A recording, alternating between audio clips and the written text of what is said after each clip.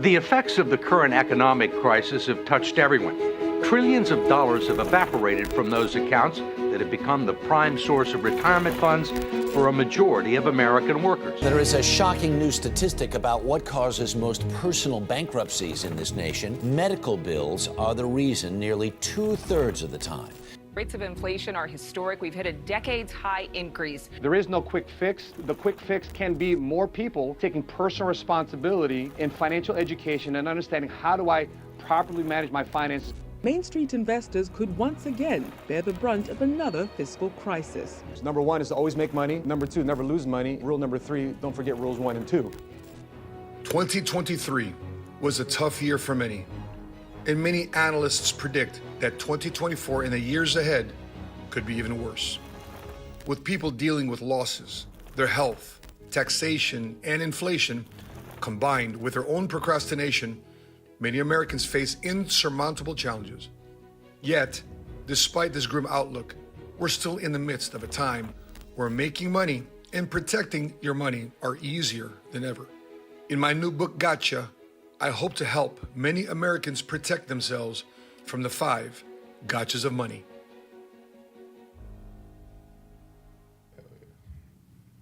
What's crack-a-lackin', everybody? Money Smart Guy, Matt Sapaula here. Hailing to you from Dallas, Texas, back in the studio here for episode 62. Here's my co-host, Milton Alvarez. What's crack-a-lackin', buddy? Happy Tuesday, baby. Back from the Orlando Book Stop Tour. Shout out to John Mason, Dean Mason, Fernanda Sanchez, Stacy, Manny and Emily, Chris Stacy, Manny and Emily. You guys packed the house. Over 300 people were in the office on Saturday in Altamont Springs. Extremely proud of you guys. It was rocking out there, and we had a lot of people there busting their eyes open, knowing now what the 5 gotchas of money were. Next stop is going to be in Memphis here in 2 weeks. Then we'll be in San Antonio on the 8th, back in Memphis, and then Atlanta at the end of the month. So very exciting times here for the Gotcha Book Tour. It became an Amazon best-selling book, and we're helping a lot of people here with that. It was basically 15 years of gathering content and case studies to help people avoid the 5 gotchas of money.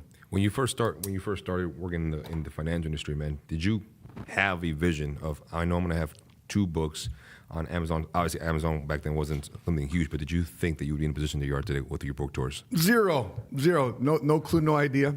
I just was around a lot of coaches. I read a lot of books, and I said, you know what? I think maybe 5-10 years into it. I was supposed to write a book in 08, 09, but I just felt that it was the wrong timing. Like I was still writing from a position of theory. So there was a check in the spirit. I was like, you know what? And a Christian book publisher wanted to publish my book. And I said, there's a check in the spirit.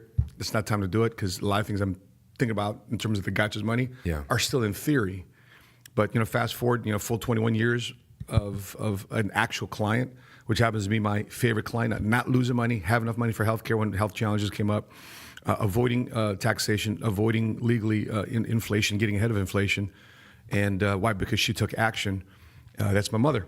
So she's now living it up. And by the way, I want to show you guys if we can go to 1 second here. If we can go, my parents are in a retirement community now.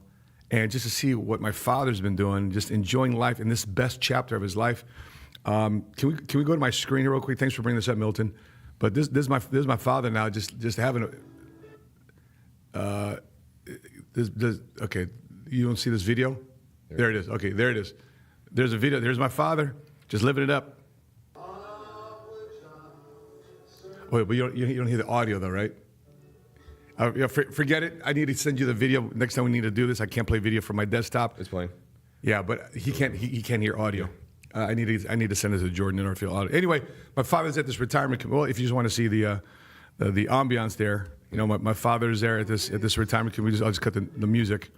But my father's just having a great time. Look at him, just singing away. There's an entertainer there, Frank Sinatra. I had it my way. There's having a blast. There's somebody just entertaining them and enjoying with their friends, their new friends, right? All food's taken care of, cleaning's taken care of, medical attention right there. This is living the best chapters of your life. The best that you can provide your family, access, socialization, and me not having to worry. what's going on in my family. That's the most important part of the book, is helping my family members, the people I love and care about, enjoy this chapter of their life. A lot of people along the journey of trying to quote unquote make it, or at least get into a position of maybe a little bit more above comfort, but get to a place of abundance, right?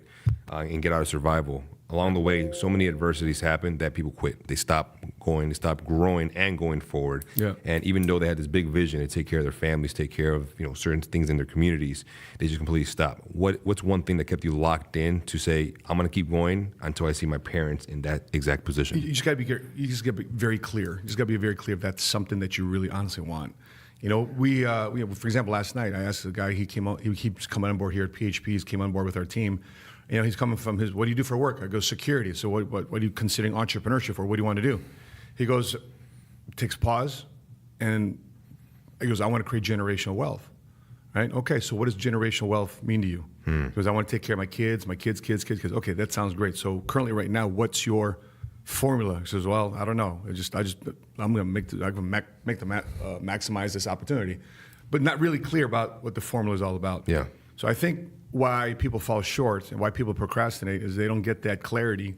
This is which is step one in Patrick's book, Your Next 5 Moves. If you're not clear about what you want, why are people getting up on Monday? Why most people are getting up on Monday morning, going to a job that they despise? They got bills to pay. Right. Yeah. And if they don't show up, they don't make money. They don't make money. And if they don't make money, they can't pay their bills. They can't pay their bills. So that's why they show up to work. Yeah. Because they're clear of what that 80 hours of 2 weeks is going to pay them in the next 2 weeks. Yeah. People just aren't clear what entrepreneurship or a vision for a family will actually do. Yeah. Because if people would actually see what they're capable of, bro, a lot more dreams would come up. And the sad reality about our show today, in terms of cracking open the sad reality, is that so many people are jaded with their finances right now. They don't have hope. They don't have a clear path to get to where they want to go. They don't know what price to pay. They don't know what the formula is. And for those of you who are watching this right now, episode 62, we got a lot of interesting articles to talk to you about. A couple places in America that want you to move there, and they'll pay for you to move there. This lady here is on a rant about the standard of living so low in America. Would react on that. Pastor says, give everything you got, sow that seed, that pastor said. In my opinion, this is a professional beggar for God. We're going to be discussing tithing and giving. What's appropriate for you to tithe and give. It's one thing to make money. It's one thing to earn a rate of return your money. It's another thing to give money and help those that are in a time of need, and also giving back. And then you got a couple articles you want to discuss too as well. First article for me is men's health. Why don't men express their emotions? And for the men watching, or anyone watching right now that knows of someone who's unfortunately taken their life, or you are on the verge of, how they say it nowadays, offing yourself because you don't have hope for your future. We're here to help. First of all, we're here to help. We're here, reach out as much as you need. Reach out when you feel helpless and hopeless. But we're going to go over a couple things today that could help you stay the course and obtain that hope that you need to continue moving forward and wake up the next day. And the final one for me is debunking the fat phobia trend that a lot of people have, that if you don't agree with someone's lifestyle, automatically try to cancel you and try to say that you are fat phobic. So I'm here to debunk that today. Yeah. But instead of calling people out, the people don't like that anymore. People don't like that. Okay. People don't like that whatsoever, man. Yeah. Okay. Well, awesome. So why don't we start off this first video here? The standard of living so low. This young lady is complaining that the cost of living is so low in America that we have nothing left. Let's take a look at this. I've got a question, and it's more rhetorical, but it's for any of my followers who live in the United States. Why is our standard of living so fucking low? I mean, we're in the fucking trenches at this point, and I really don't think you guys are registering the magnitude. We are the pick-me's of the fucking world. We have, such a low expectation of what living a good life is. I don't think you guys understand how radicalized you would be against America if you knew how the rest of the fucking world was living. I'm going to rattle off an ass ton of examples until you guys get this shit through your fucking skull, right? In Germany, they have something called burnout leave, where you get 6 weeks paid off of work if you're mentally burnt out. And if you still can't collect your mental health, the government funds a retreat for you. And when you exit the retreat, they pay you unemployment. And they have resources allocated to citizens to help them change their life path if they want to switch careers or get a new education. In France, employers are legally obligated to give you, 30 to 90 days notice before they terminate your employment, at which point, once they do, you qualify for up to 2 years. 2 years worth of unemployment where they pay equivalent to American unemployment. But here's the fucking kicker. Their cost of living is 30% less than ours, and healthcare is fucking free. The equivalent of $100 American can feed 6 grown men for an entire week in Russia. And guess what? Genetically modified food is fucking illegal there. So not only is it less expensive, it's more nutritious. If healthcare and nutrition weren't reason enough to make you reconsider, let's talk infrastructure and economy. The Crown Prince of Saudi Arabia has announced a $1 billion project in an attempt to diversify their economy, where they are building a fully autonomous vertical city that spans the reach of 100 miles and will be completed by 2030. My local highways construction won't even be completed by then. Oh, you're okay with shitty healthcare and nutrition? You don't give a fuck about infrastructure or economy? All right, cool. Let's talk about family, or even tax breaks for that matter. Did you know that in some Asian countries, they offer tax breaks for people who walk to work or live in close proximity to their elderly? They do this to promote health and fitness, to reduce pollution, and to ensure that people are taking care of their elderly family members so the fucking government doesn't have to. You don't give a fuck about your nana? Fuck her. I didn't like her chicken noodle soup anyways. But since we're on the topic of family, let's talk children. In majority of other civilized and developed countries, they give the mothers 18 months paid maternity leave with free health care. Once again, are you starting to pick up on a fucking theme here? And then once the mother is done, the father turns around, and in some countries they offer him 6 months paid paternity leave. So the child does not have to leave the home for the first 2 years of its fucking life. And then when the mother does return to work, daycare is either free or located in the building she works in. So if she's nursing, she does not have to stop giving her child the nutrition it needs to grow strong and healthy, where it's going to be a burden on their healthcare system. She can tend to that child on her fucking breaks. All right, I've had enough. I've had enough. You've had enough? I've had enough. All right. The complaining, annoying, woe is me, life is tough type of disposition, it's so attractive. Man, you can recruit a massive pity party online. So many people love to hear that rant. So many people love to say, I just want to depend more on my government. But even though she says less dependency on government, she actually wants more dependency on government. She wants more provisions and entitlements and more programs for the government to take care of its citizens. So the opposite way of this podcast, the opposite way of our thinking is, listen, we want less involvement of the government, because let's take a look at our income real quick. So if you can look at my screen, Jordan, the number one GDP per capita in the world is a country called Luxembourg. Okay, GDP per capita, the most income per capita. So the people that make the most amount of money per capita is a country called Luxembourg. Second is Ireland. Third is Norway. Fourth is Switzerland. Then Singapore. Then Qatar. And then us. We're number 7. So we're not too bad. Yeah, we're top 10 in the entire world, okay, if we're going to actually put some data behind us. Now, here's the crazy part. What do you think goes on in Luxembourg? Something called taxes. A lot of taxes. So if you want to go to Luxembourg, in terms of income taxes, the highest income tax, or tax on personal income, if you want to become a millionaire, which is the basis and the genesis of this podcast, if you like to make $1 million a year, you're going to get whacked 42% of your income in taxes. 42%. 42% compared to here in America, it's 37%. So the 5% more in income taxes.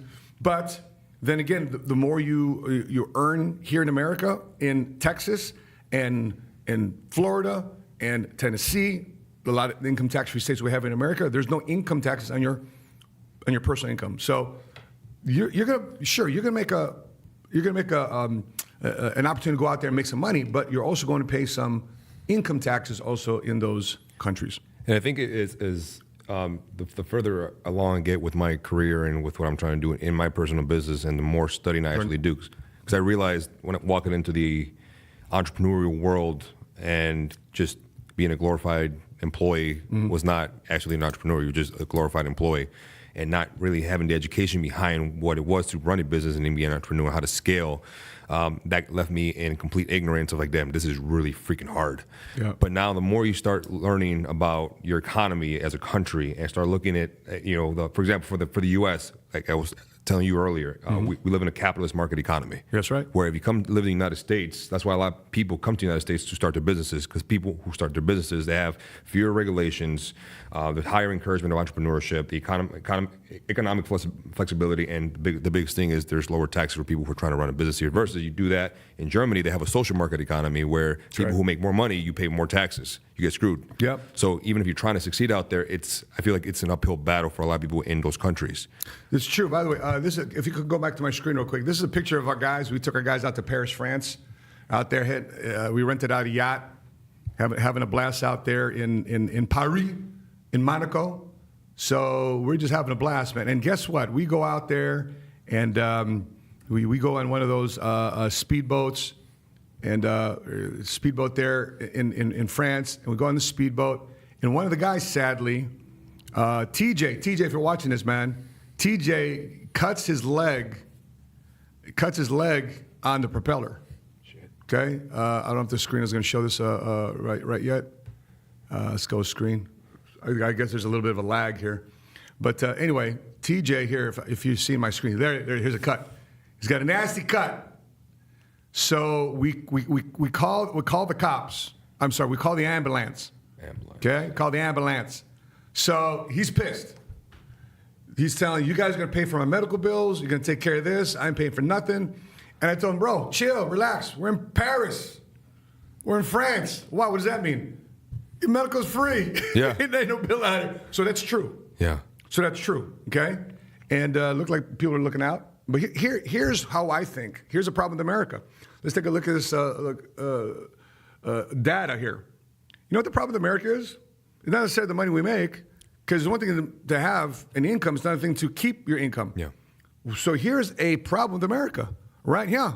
We just spend too much damn money. We spend too much damn money. Let me just show you. Let me break it down even further. Per capita, okay? Per capita. Guess which country has the most disposable income per capita? It's not Luxembourg, which has the highest income in the world per capita. It's the United States of America that has the highest disposable income per capita. So in other words, after our bills, after even our cost of living, we have the most disposable income to do what we want to do, even though you think it's tight. Yeah. So this is against her narrative. This is a little bit of facts, less on emotion. Except, pull up some data, because anytime emotion is high, you want to increase data and facts, so therefore you're making a little bit more logical decision.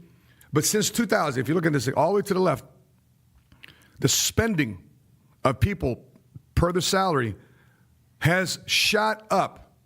And what happened here during 07, 08, remember 07, 08, that was the Great Recession. 07, 08, 09, right there in the middle hump in the left side there. Yeah. That was during the Great Recession. 07, 08, 09, obviously it started going down 09, 2010. This is when real estate markets are high, interest rates were low. Yeah. Hint, hint. Yeah. A little bit of a pattern we feel today. Yeah. And since 2010 to 2020, right now, it's one of the greatest economic expansions in the history of America. And as we've made more money as a country, guess what we've also done? We've spent more money. We spent more money. So it's a spending issue. It's a spending issue. It's 100% spending issue. America, you are being told by the media, they're going to call you one or two things in the media.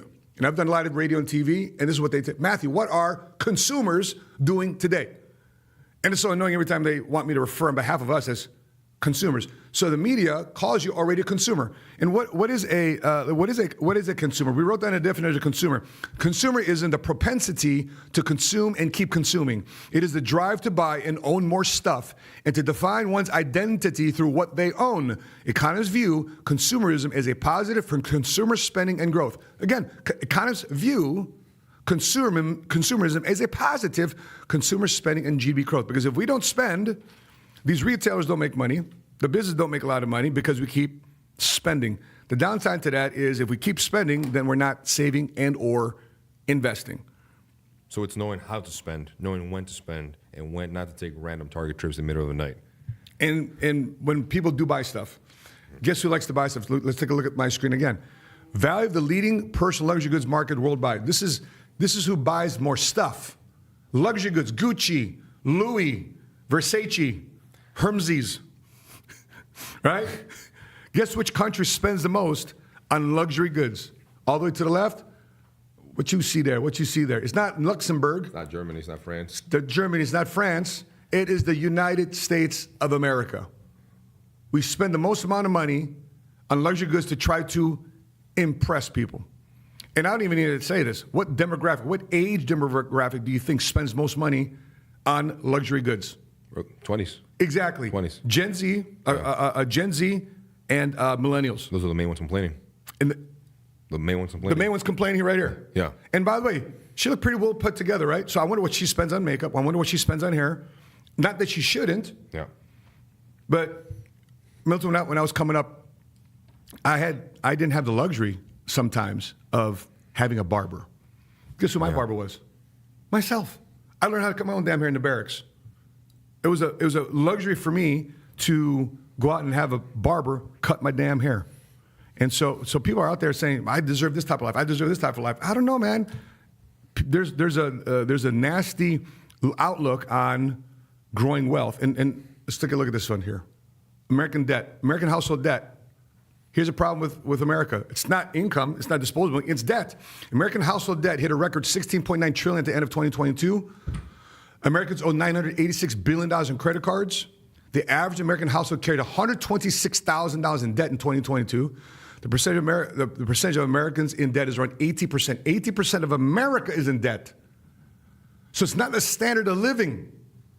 It's debt. The three biggest things that we buy in our lives: our house, our education, and our cars. Are they bought with cash?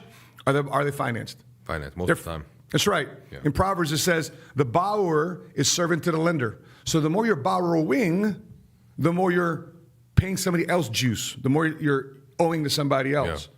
Yeah. And you can't look at yourself straight. You can't look at your business straight until you get way out of debt. Now, you're watching this podcast, and you got two entrepreneurs here that's co-hosting this thing, and we've never had to raise capital.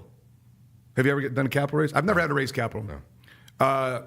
Did you fill out an SBA loan, small business loan? Not yet, no, at all. Have not had to fill out a small business loan.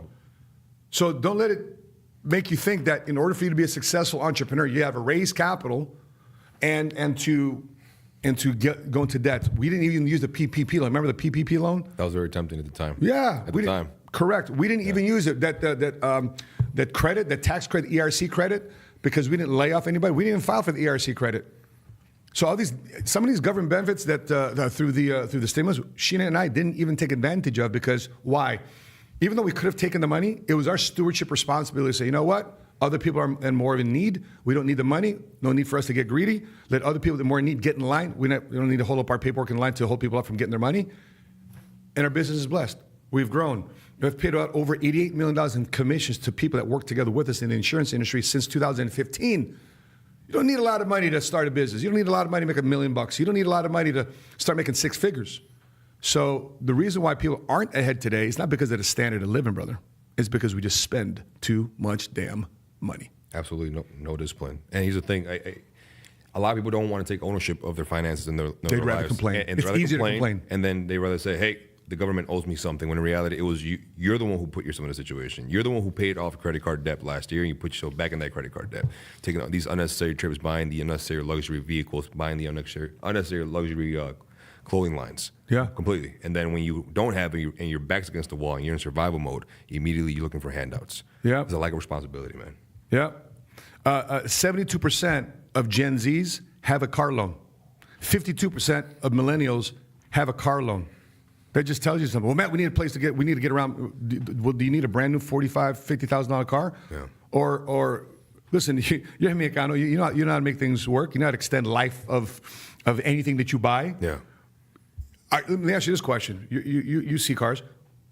Would you trust a car that's well maintained, that's taken care of by a former owner, that may be pre-certified by a dealership, but it's got 100,000 miles on it? Would you trust that car? I'm just curious. Single owner. Let's say a couple owners, 2 or 3 owners, but it's certified. Everything's maintained. Everything's good to go. It's passed inspection. Knowing my Mexican ass, yes. Yeah, 100%. That's all I grew up on. You want to know former Jiffy Lube hood technician confession? That's me. Before I started my business, I was a Jiffy Lube hood tech. I pop a Toyota, a Honda would come in. I pop open the hood, lay out the thing for my inspection, and whoa, clean engine. Yeah. Right? Must be the first oil change. I look inside, brother, 100,000 miles. 100,000 miles. Yeah. A Suburban comes in, Escalade comes in, Tahoe comes in, GMC car comes in. Just leaky power steering fluid, just leaky around, the fluid you can see just leaking around it. It's like nasty. I look at how many oil changes, how many miles does this bad boy have? First oil change. It's just the way things are made. Yeah. And so when I'm looking at cars today, when I'm looking at vehicles today, because this narrative is not good for what? This narrative is not good. What I just mentioned in the last 30 seconds, it's not good for car dealerships. Of course. Because they don't get to turn cars. And it's not good for the banks either because they don't get to lend money. Yeah. But when I was overseas, when I was in Japan, I had a car that was 10 years old, 15 years old, had 150,000 miles that I'd own it for 6 months, and then some other Marine would buy it for 6 months, and some other Marine would buy it, but it's all well maintained. Yeah. We put flames on it. It's like a little shit kicker, right? But that was a 10, 15-year-old car we just pass around. Yeah. And the fact that we got to flaunt our money, that's the problem with America, is trying to impress people that don't have any involvement in your life, that don't have any involvement in paying your bills, and trying to flaunt them just to show status. And I think that sometimes that's wrong in America. What if a lot of people utilize the excuse of being a business owner and they feel like they have to be dressed a certain type of way, they have to drive a certain car in order for them to come off as, like they know what they're doing in their industry? I think there's a way to do it. We're going to be talking about a deposition here with a pastor. Yeah. Here in a minute. Do you have to wear Louis? Do you have to wear Gucci? I got a lot away with Joffrey Bean. I got away with Calvin Klein. Yeah. I got a lot away with Michael Kors. Yeah. I got a lot, So now I like clothes that fit well. For example, I'm wearing these jeans right now from a company called, they got to give sponsorship money for me to even drop their name. But these are new jeans I bought. There's a little bit of spandex in them, so it's a little bit more flexible, and I don't feel it's as tight. Is that from Frisco? Why you look at my butt? Is that from Frisco, where you usually go? It is not. Okay. I found them online. Okay. I found them online. Okay. So it's flexible jeans. Nice. It's jeans, but it's not as thick from the mall. Yeah. And I bought 3 pairs for, bro, look how bargain shopping I am. One pair at the mall is $150, $200. Yeah. At Nordstrom or what's that, Saks Fifth Avenue, right? Yeah. I just went online. I found a decent jean maker. Yeah. I'm wearing them right now. 3 pairs, $150. So even me, I'm frugal with making $1 million a year, a couple $1 million a year. I'm still frugal. Making me go to a random Dick's Sporting Goods parking lot to buy a Gucci bag out of a random man's trunk. And then we were working out the other day. You noticed the clothing brand I was wearing, Yeah. right? And Yeah. you told me that you bought that out of Target. Out of Target. Yeah. Now I get it. If you got to be in a suit and tie, do you need to really impress people with Gucci and by the way, guess who the largest purchaser? Guess which ethnic demographic in America is one of the largest purchasers of Gucci, Louis, Versace, you name it. The black and brown communities. Yeah. Largest purchaser. Yeah. Right? Again, trying to flaunt, trying to flex. And so that's an area of concern in our community. If we're complaining about the money that we're not making, it's not necessarily that. It's the money that we're spending, and it's a harder issue to deal with because it's ourselves. It's easy to point out, it's easy to blame, but we're the ones unnecessarily spending more money than we need to try and impress the people that don't really care about us. So speaking of which, let's go to this article here. It says, if you don't like where you live, well, why don't you move? This lady here, why don't you move? Let's see here. Here we go. So this place here, if you wanna move, some places here in America say, come over and move to us. So here's a city and state that says, we'll pay you some money to come over here. Okay, a little bit of laggy here on the screen. Okay, here we go. There we go. Come on, screen. Catch up, screen. There we go. So Tulsa, Oklahoma. Tulsa, Oklahoma will pay you $15,000. Let me make sure I'm accurate in this number. They'll pay $10,000 to eligible applicants to move to Tulsa, Oklahoma. Tulsa, Oklahoma, they'll pay you $10,000 to move over there. And the cool part about this, the money goes a long way. Look at the apartment you can get there. You can get a 1-bedroom or a modern apartment for $64,000. Decent cost of living out there. 1-bedroom apartment, $64,000. Tulsa, Oklahoma. Let's go to another city. Who else will pay you to move there? Vermont. They'll pay you to move there. Let's see, the average living wage is $13.39 an hour. In return, you'll be paid up to $7,500, depending on where in the state you choose to live. They'll pay you to move to Vermont. One of the insurance companies we do business with, National Life Group, domiciled out in Vermont. $249,000, $250,000 home in a historic area, but you got to move to Vermont, all right? New Haven, Connecticut. They'll grant as much as $10,000 to help new residents get on the property ladder and boost its dwindling population. In order to obtain the funds, you'll need to be a first-time home buyer. If you meet the 300% federal property guidance, then you receive an extra $15,000 towards down payment assistance. There it is. Plus, those working for the city of New Haven, including teachers, firefighters, and police officers, will get an additional $2,500. Why do you think the states are willing to pay new residents just to move to their state as a whole, regardless of where you move in the city? It's either going to attract businesses, right? You're going to attract business. You're going to attract a Costco. You're going to attract an Office Depot. You're going to attract a Toyota. Or you try. For example, this is what Texas did. They brought Toyota here from LA. Yeah. Because what happens? You bring a business over here, then you bring its employees over here. Yeah. Right. And then you bring potential homeowners and shoppers and taxpayers, etc. This is another way for a city and a state. If they can attract businesses, then they can attract citizens by itself. But it's a little harder because one by one. And who really in the government in those states are really getting on the phone campaigning for people to move? Yeah. So I'm probably the best campaign for them right now in this podcast. We're probably the best campaign for them, just letting people know. If you want to move to New Haven, Connecticut, average home out there is $299, but you got to move to Connecticut. St. Clair County, okay? They have a Come Home Award program is paying out $15,000 to each student who decides to make the move. So they're recruiting students, right? Looks like a beautiful spot. Yeah. Okay. Applications are open every year. So January to March, it's open right now. So keep your eyes peeled. Let's see the sort of house a student can step up in the region. Here, decent home for a student. Look at that. Yeah. Okay. $150,000 home. Build some equity. Place that you call yours. Hey. And then last but not least, Alaska. That's nice. When it moves to Alaska, they have something called the Permanent Dividend Fund. This is what we call universal basic income, where everybody that moves to Alaska, stay there for a year, everybody gets a check from the state of Alaska. So if you're there for a year and you intend to remain an Alaskan resident, you receive a yearly annual sum. The annual sum comes from state-owned fund, which is fed by Alaska's oil revenues, so the money varies depending on the stock market. In 2023, for example, it paid out around $1,300 to every adult residing in the state. But you got to move to Alaska. You wouldn't live there. You hate the cold. Exactly. I wouldn't live there. It's like 59 degrees. This man's pissed off. Probably the only place I've moved to in this entire list for me personally is Tulsa, Oklahoma. Why? It's right in the middle of everything.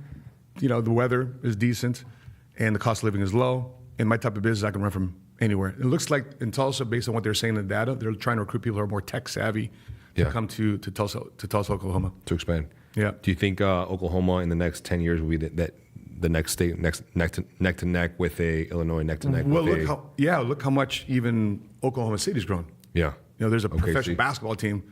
So anytime I think about a city and state to move to, I always defer to these large companies that do the demographic search, that do the geographic search. You know, for example, if I tell my guys, you want to move to this city and state to start your insurance business, and I Google Edward Jones. Right? And I see a bunch of Edward Jones. Mm-hmm. Now, for example, I told my guys in Jackson, Mississippi, okay? Jackson, Mississippi, Edward Jones, right? How many Edward Jones are in Jackson, Mississippi, a place where Primetime was built? And so if we can look at my screen here real quick, look how many different Edward Jones, look at different financial institutions are in Jackson, Mississippi, of independent financial advisors. Can we look at my screen? Of different financial advisors there in Jackson, Mississippi. You ever think that many financial advisors are in Jackson, Mississippi? So I tell my guys, listen, if there's that many Edward Jones offices in Jackson, Mississippi, that tells me there's money there. Edward Jones is a financial company? Edward Jones is a financial services company. That's right. They're financial advisors. Yeah. They serve the multicultural middle class too as well. I think their minimum portfolio is like $25,000-$50,000. I might be wrong on that, but they deal with a lower income demographic than maybe a typical Merrill Lynch or independent financial advisor. But what they do is they actually find a retail location, they hire staff, and they hire the person to go in there to build a business. So they take care of your office, they take care of your staff. You just got to go in there and you build a business. Guess what one of their marketing campaigns is to build a business? Door-to-door sales. And that's big there. Yeah. So those are the two things you look for. People who any industry that's heavy in the financial industry. Yep. Jordan. And whenever there's a business that does a lot of door-to-door, what do they call that? Outbound? Yeah. Well, I don't look for that. I'm just saying that Edward Jones, part of their business plan, is to go door-to-door sales. Got it. Okay. Yeah. But the reason why I bring them up is because if this company, which is the largest one-man broker office in the country in the financial services industry, if they're willing to put that many financial advisors in one city, a city and state that it's not very obvious, it's not Chicago, it's not New York, it's not LA, but in that search there, we saw almost 10 financial advisors in Little Jackson, Mississippi. There's opportunity there for somebody in insurance to go and say, hey, let me set up shop and build an agency from there. Shit. Yeah. So I piggyback off research done by other companies. So, for example, when I was buying out here coming from Chicago and Dallas, one of the conversations with the realtors is find a place where Costco is building a Costco, because they'd already done the research. Why would you build a Costco? Why would you build a Walmart? Why would you build these big box stores if you knew the population down the road is going to support it? Yeah. Right? Yeah. I mean, you'd be a knucklehead to build it if you didn't do any research. So it means you're in on the politicians, you're in on the bills that are being passed, you're in on the expansion of that population, you're in on the infrastructure of that population to create the population growth for people who want to move there. People move there, people buy there, people shop there, set up shop. So you start that construction years in advance. Coming into the idea of Texas, if someone was to move to Texas, like Milton or Matt, I'm torn between Austin, Houston, and Dallas as far as the long-term game. Based on the trends and the patterns that you see right now going on here in Dallas, Texas, would you say that Dallas is a place to be versus the Houston, the Austin, and the Dallas cities? Well, let's take a look. Let's take a look at my screen again, Jordan. The biggest industries in Dallas, Texas today, information, IT. Yeah. One of DFW's leading industries is IT. Here's why. There's a lot of IT growth here in Dallas.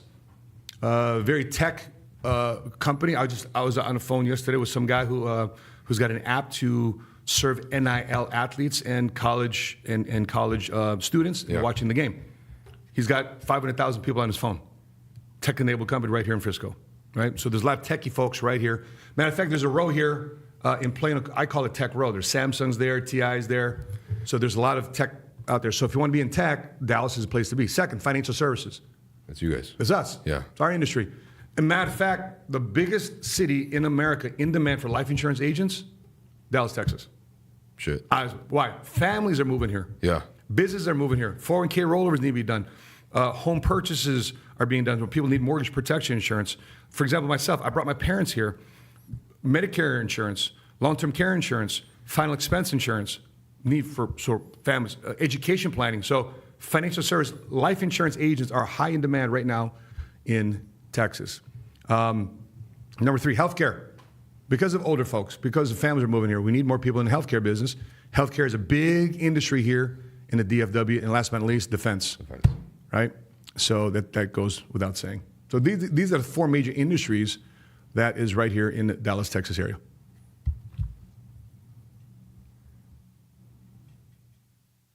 Any thoughts on that? You brought the question. Someone in my industry, or someone who's some former consultant, can see how they can be easily tapping into all 4 of those industries. Yeah, serve them. Yeah. Corporate wellness, one of the biggest ones for me. Corporate wellness for me is a $55 billion industry. So immediately for someone who's in my world, in consulting or service or product-based business, automatically that would spark a big, light bulb moment. Like, holy shit, this is a place for me to be, a place for me to move and network. And think about this, bro. What are most techies walking around, or most techies in their cubicle? Yeah. So in their cubicle, right? Yeah. So you can create healthcare programs for people to be more mobile and agile. Like, for example, this afternoon, we're stretching. We're doing a workout, we're stretching. Getting you ready for your trip. That's right. Yeah. Because insurance guys are always, for most guys, we're in meetings, we're on Zooms, we're in conference rooms, right? Yeah. Sitting on their butt. So we need flexibility, we need movement, we need better diet. And so... And that's what I was telling one of my guys yesterday. Like, there was a post on social media that says there's over 92,000 millionaires in the DFW area. That many? Yes. Damn. So there's no way in hell that you move here and you're a service or product-based business that you can't make some form of cash. I love it. Absolutely no. I didn't no realize reason. that there was many millionaires in Dallas. Yeah. That's awesome. I believe it. I mean, look at the neighborhoods you're driving, in the cars that people are driving around. Yeah. It's just, there is money in Dallas. You better believe it. And because people are coming to Dallas and moving to Dallas that are already millionaires from different cities and states, they're keeping more of their money. And a lot of these, and I would assume that a lot of these people who are doing financially great, they are able to get some decent tax breaks, especially when they partake in church activity. Because don't a lot of people get tax breaks from being able to donate into nonprofits, those type of organizations as well as churches. But I know some pastors take advantage of those of those situations, and they're the ones actually pocketing this money. You actually have a video on that or a topic on that. Yeah, in a second. But before we get off, the topic of DFW opportunities. You got a video here I want to see because you've talked about fatties or baddies or whatever the case may be. Because I want to, because that's very prevalent today in American business. Yeah. Because people today, instead of walking around at their job and burning off calories, they're just sitting down in a cubicle or in an office situation, and they're not very mobile. Yeah, and here's the thing, that's been an issue for over 20, 25 years. The only thing is now the more we progress with our politics and the more we progress in our economy and the more we progress with our belief system, and we have a lot of these people, these woke people walking around, and again, you treat me with respect, I treat you with respect. There's absolutely there's nothing that you do or that you say that can, I guess you can say, get on my nerves. I'm not a radical left, radical right. I have my conservative beliefs, but I also have liberal beliefs as well. Sure. I can find balance in both parties, so I'm not too far to either side. But when you're putting your health on the line and you're glorifying the ideal, which I understand when it comes down to loving yourself, respecting yourself, and caring for yourself, but I think one of the biggest forms of care for yourself is taking care of your physical health, your mental health, and your emotional health. And you sit there and you neglect that because you're too distracted, you don't care, you don't have your priorities straight, you're going through some form of crisis, and then you utilize that to glorify what you have going on, just so that way you're not held accountable, and you get offended when someone tries to call you out on, hey, look, I care for you, I love you, and you're out of shape, you're mentally weak, you have this going on, and the outcome of your life is influenced by these key factors. And if you continue going down this path, this is the outcome that you're going to have. But a lot of people have created this trend that if someone calls you out on the way you look, how much weight you have on your body that's excess, automatically you're fat phobic, and there's hate speech behind that. And I know there's a lot of states that are trying, especially California, they are trying to push policies that if you call someone out on that or someone feels offended by something you're saying along those lines, automatically there's a fine from that itself. Unbelievable. So there's a video, Jory, we can pull up on fat phobia, debunking the fatties. Just because I'm fat, that doesn't invalidate the things that I say. She died. Did she? You ready to get supersized? She died too. Yep. Today I got the big Fruit Loop. He's dead. Join me on my Fat Positive radio show, which didn't last long because she died. Wow. Bro, every single person, and I'm going to catch a lot of fire for this, and I'm completely okay with it. You're going to follow me, unsubscribe from whatever I have going on, and not believe in what I'm preaching. Bro, just rip, bro. People are going to do what they're going to do. Just rip. The people who are overweight, it comes from a personal choice and a lack of discipline. They're going to say, but no, Milton, you don't understand. It's my mental health, my hormones. Correct. If you have access to healthcare, if you have access to these opportunities that our country offers you, go get checked out, go get your blood work done, go get your hormones checked out, and come up with a formula, a plan that's going to help you be in a better state. There's so much science that proves that the moment that you lose weight and that you're able to move 3 times a week for at least 30 minutes a day, you eat foods that don't cause inflammation, you reduce the amount of sugar you eat, you reduce the amount of fast food you eat and the fatty foods that you consume, you automatically feel better. Because when you consume less sugar and less fried foods, less fast foods, and also less alcohol, automatically you reduce inflammation in your body, which also reduces inflammation in your brain. And when you reduce inflammation in the brain, you get more oxygenated blood to your brain, which automatically helps you think better, process better, and feel better automatically. A lot of times, your hormones play a massive role in the way you feel. A lot of times, your brain health plays a massive role in the way you perceive yourself, the way you feel about yourself. A lot of emotional issues that we encounter come from our own personal background, not wanting to heal from our past traumas, not having the discipline to sit and respectfully sit in our shit and say, what the fuck is wrong with me? We rather run to food, we rather run to substances, we rather fuck it away, eat it away, and do everything else but to sit with your shit. So this is genuinely a you problem. And instead of blaming your government, blaming your parents, blaming your exes, blaming society, blaming our economy, blaming the Western diet, blaming your doctors, blaming social media because people are calling you out on your bullshit online, you need to have a strong look in the mirror and say, this is your fucking fault. And you need to understand one of the biggest things, every single thing that happens to you, the reason where you're at today is your fault. Everything that happens to you is literally your fault. Everything. Anything on the external that you have no control over, that's something more of an omnipresence. But the way you think, the way you act, the way you react, the food you put in your mouth, the place you go to, the people you hang out with, the people you date, the people you break up with, the people you lay with, the people you fuck, what you drink, all of that shit is your responsibility.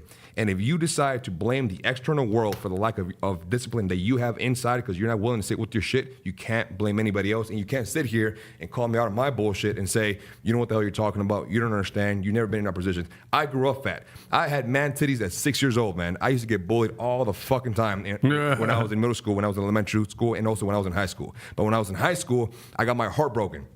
My high school sweetheart ended up marrying my best friend, and that's the bullshit. And unfortunately, yes, I utilized an emotional moment to drive me forward, and I used that emotion in my favor so I can change the way I looked, the way I perceive life, and also change my financial outcome. So every single thing that you have in life is genuinely a decision away to making your life better.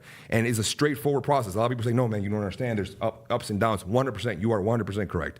But the weight that you have in your body is in your hands. And if you are literally one day away from making that decision so you can better yourself, or you're also 1 day, 1 week, or 1 year away from almost ending your life because you're not taking care of your health.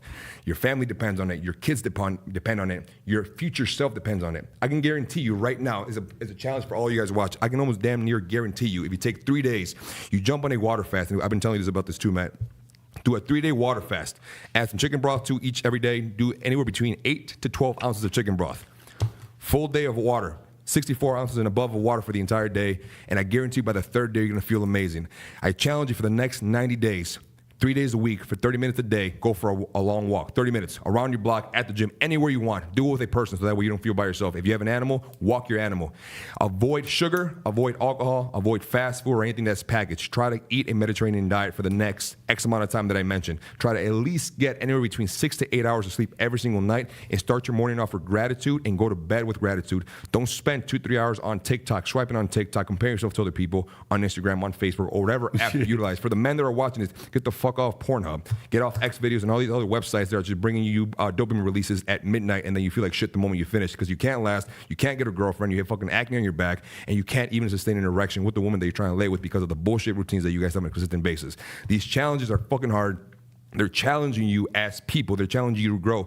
But the moment that you gain the strength to have this discipline in your life, I promise you, this physiological discipline that you have to attract to you and implement into your life, you will be able to implement it into your marriages. You'll be able to implement it into your day-to-day routine when it comes into your job, to your career, and any single outcome that you're trying to have.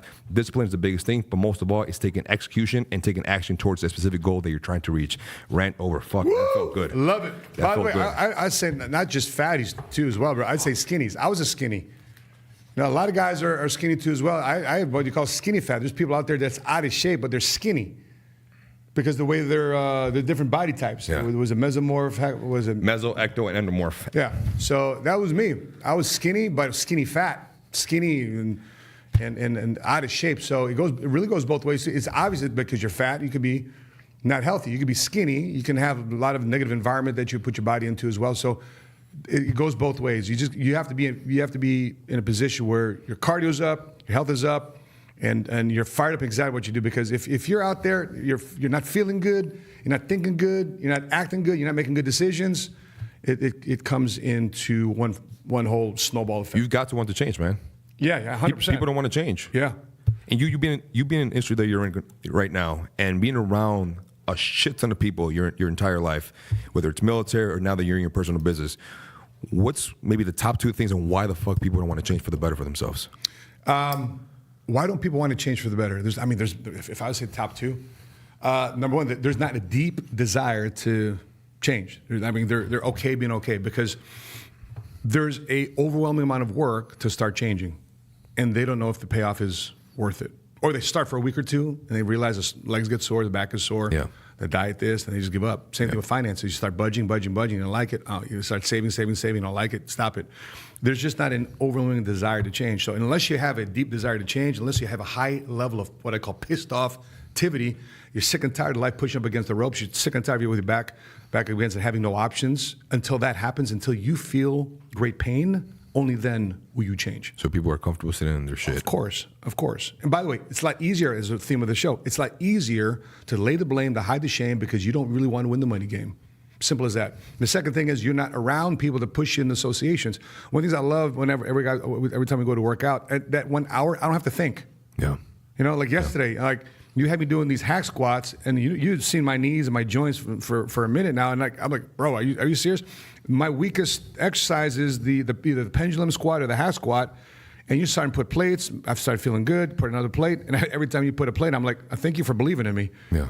But you're looking at it from the outside in, and I'm pushing through it. I'm like, okay, this feels good. We wanted the 4 plates yesterday in the half squat? 8 in total. Yeah, and I thought we did 6 reps, 8 reps. We watched the video. We did 10 reps. We stopped counting. But that's where you need to be around other people that see more in you than you see in yourself.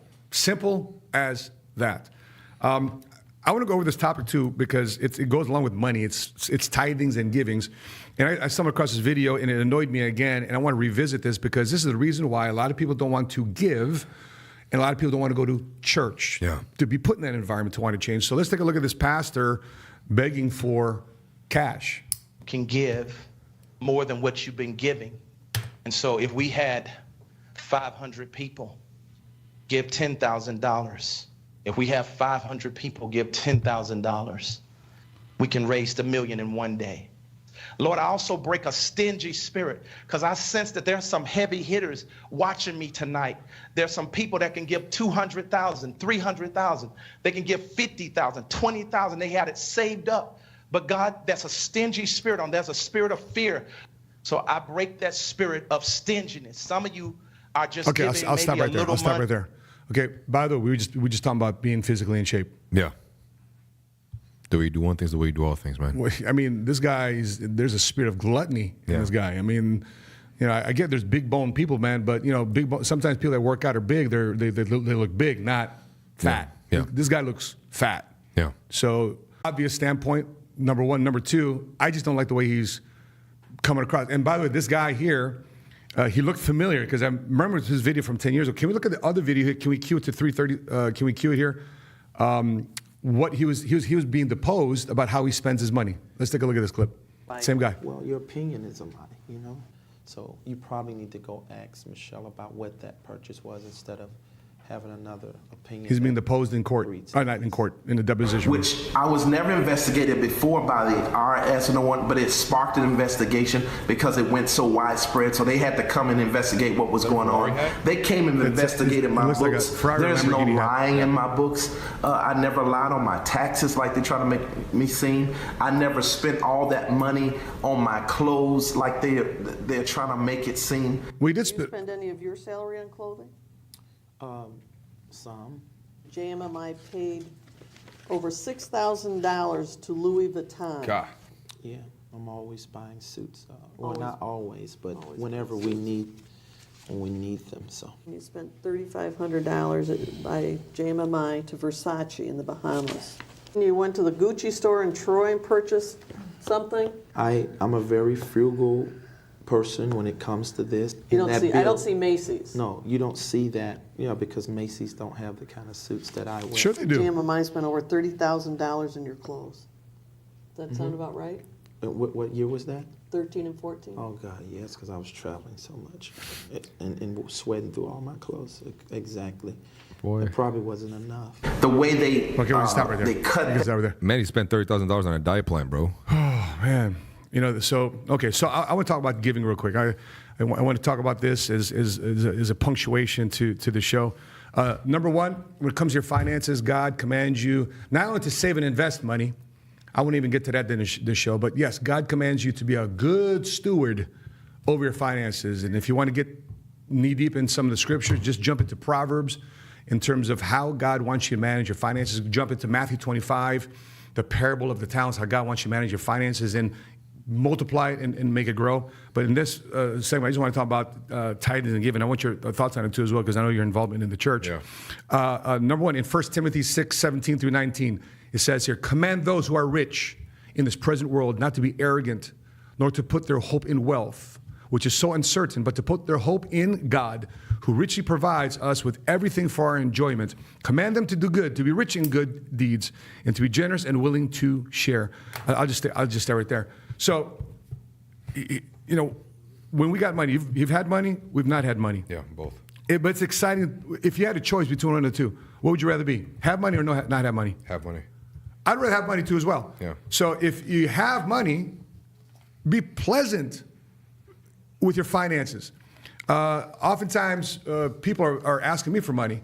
And, instead of giving them money, you know what I do? I said, bro, I can't give you cash, but are you hungry? I'll feed them. Yep. Right? I'll clothe them because I don't know sometimes what to do with their money.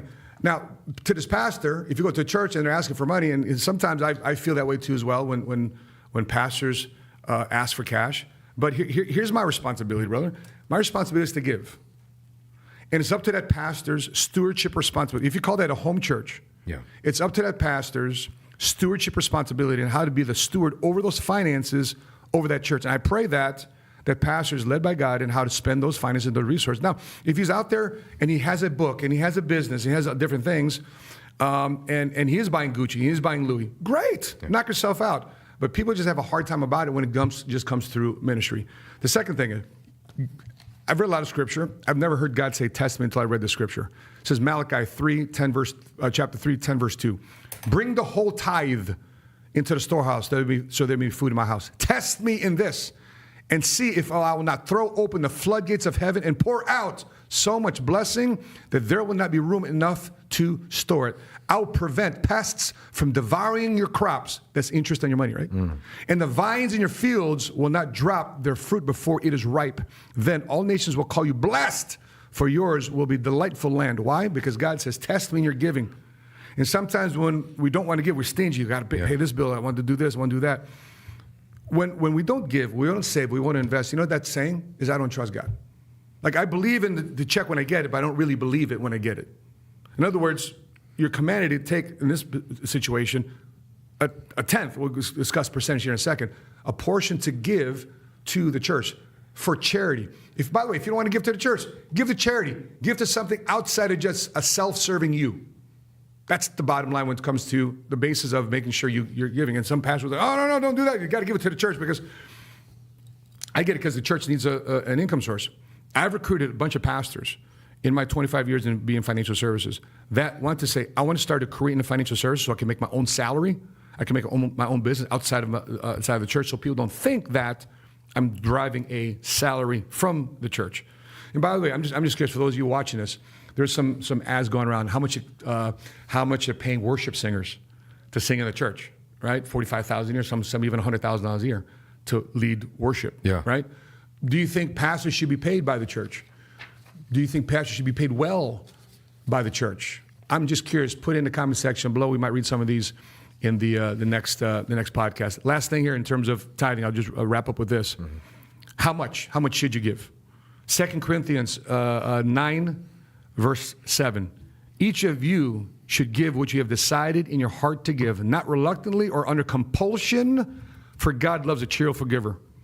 Now, a lot of times people say, we got to give 10%.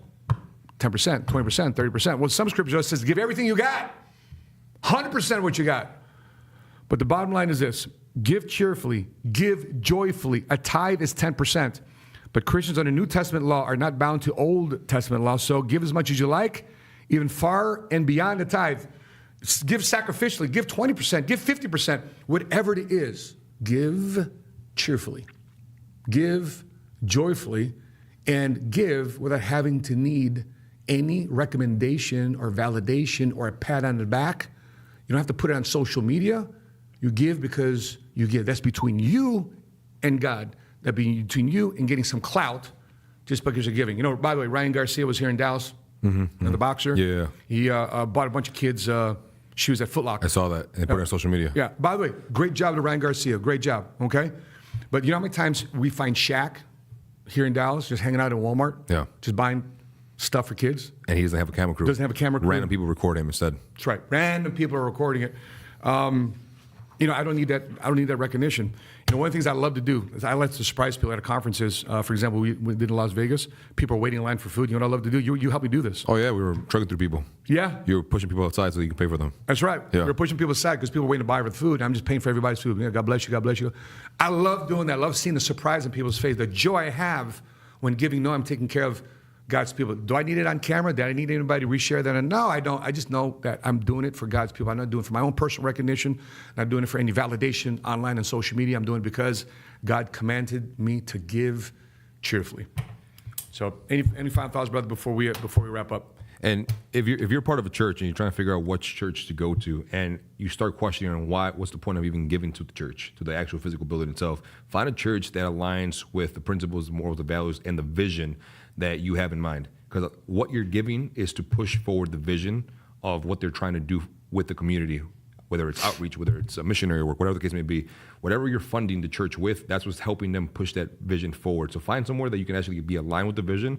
And if you can't give financials, do some manual labor. Yeah. Be the hands and feet of God. You don't always have to consistently be giving finance if you're in a bad spot. And God will bless your labor. God will bless what you do, even if it's just being a servant at the facility itself. Yeah, and I think also giving is, in addition to your resources, also your time and your talents. Yeah. So, you know, many times I've been at the church too as well. I've been help out the singles ministry, help out the kids, you know, serve and feed the poor.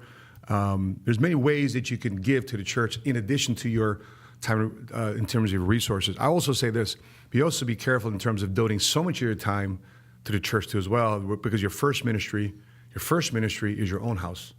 Of course, you got to take care of God's house, but you got to take care of your own children. You got to take care of your own wife, your own husband.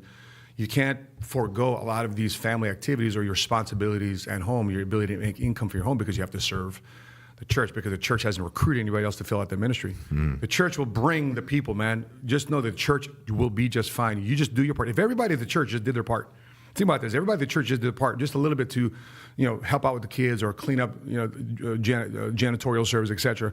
Just to be a good steward of the land and the resources of the church would be so much off better. And think about that too as well. So make sure it's just not money, it's time and resources, but not to the sacrifice of your own individual investment into your family. That being said, guys, let me know what you thought. If you watched it to the end of this, we've been giving away some books here. If you watched it until the end of this podcast, what's a code number, or what's a code word we should put? Last week was a special extra germ strength.